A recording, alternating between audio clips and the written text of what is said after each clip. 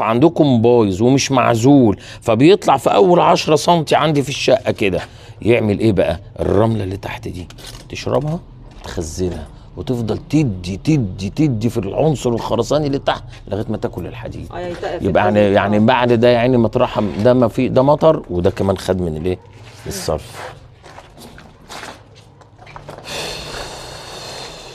طبعا لو وريت لاي بيه من المهندسين شرخ زي ده هيقول لي ده تريح مباني، اصل ده الدور الاخير، لكن هو طبعا من الرزع. هو لا بس ده كان موجود من الاول. ده كان من السلم، يعني ده السلم اللي حضرتك قلت عليه ان هو مكشوف.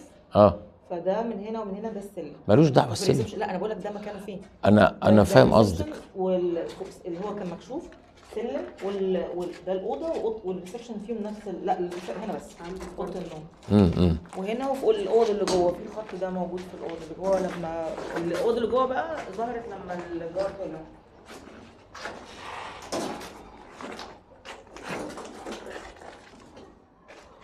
ادي شرخه تاني في الكاميرا، بص ماشيه ازاي. هاتي البتاعه، اصلك مش هتشوفيها.